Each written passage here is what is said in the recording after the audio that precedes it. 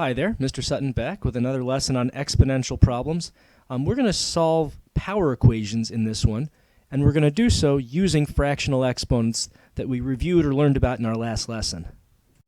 For your warm-up, try to solve the following problem. Pause the video, give it a shot. All right, let's see what we came up with. Now, before we can do anything with this x to the third, we should first get rid of this coefficient by dividing. So we can have x cubed equals 1,000. And now how do we undo the cube power, the third power? Oh, with a cube root. So we have to cube root both sides.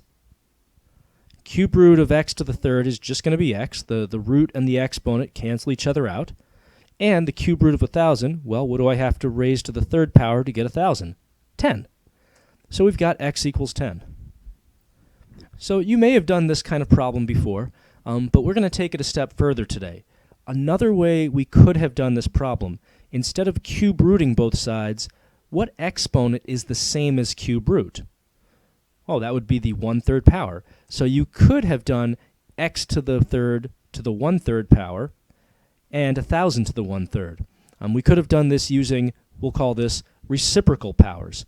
In fact, that's going to be what we're doing for the rest of this lesson, and we're going to find it's very helpful to think of things in terms of that. So let's try another example now. 2x to the negative third equals 128. Just like before, let's get that exponential, the power part, the variable part by itself. So x to the negative third then equals 64. And now again, we're going to use reciprocal powers. So we're going to raise both sides to whatever power is the reciprocal of whatever x has here. So that would be the negative 1/3 power for both sides. And the beauty of this is negative 1/3 times negative 3. That's going to just cancel out and give you positive 1, x to the positive 1. So the reciprocal power always undoes whatever other exponent you're raising it to. Over here now, we're going to have to do the real work, 64 to the negative 1/3. So this is really 1 over 64 to the positive 1/3. And then 1/3, we remember, that's cube root, third root of 64. That's going to be 4. So 1/4 is our final answer for this. Here's another problem. Pause the video and see how far you can get on this one. We will have some things to point out as we go, but give it a shot.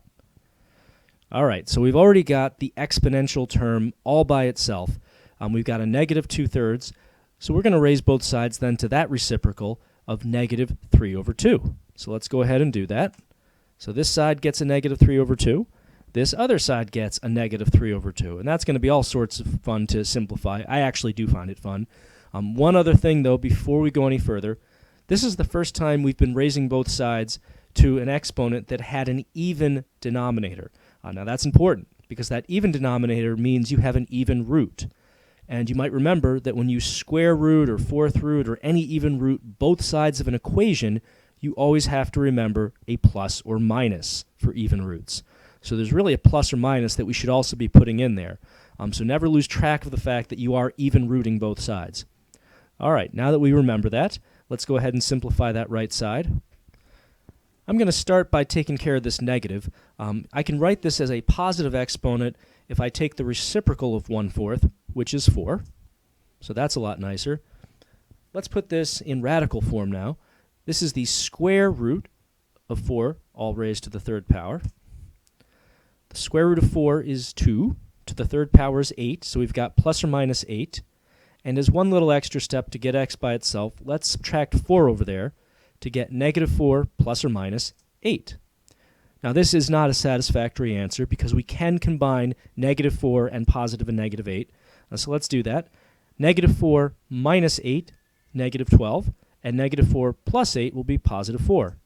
So those are our two answers when the dust settles on this one. We'll do one more problem here. This is your final boss battle for the lesson.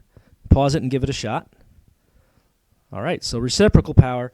This is the first time that our reciprocal has been a non-fraction. We're going to raise both sides to the 2/1, or just 2 power, second power, squaring both sides. So that just gives us x on the left. On the right, we've got negative 5 squared. And as long as we remember that this negative's inside of parentheses and get positive 25, we're good. Wow, you say, that was a pretty easy final boss battle, huh? You should know better by now, though. I'm not going to give you this as the last problem if this is it. One thing we overlooked possibly, if we just stop here, is that this was a square root really in disguise. You just solved a radical equation. And when you solve radical equations, specifically when you solve them by raising negatives, like this -5, to even powers, you have to go back and check for extraneous roots. So let's plug 25 into the original expression. So we're doing square root of 25, because that's the 1/2 power. Does the square root of 25 equal -5? No, it does not. It equals +5. So that means that this answer, which we got through perfectly legitimate algebra, is actually bogus.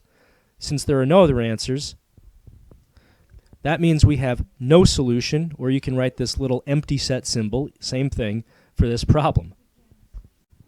So, sorry for the trick at the end, but we got to keep you on your toes, otherwise how fun would it be, right? Until next time, this is Mr. Sutton signing off.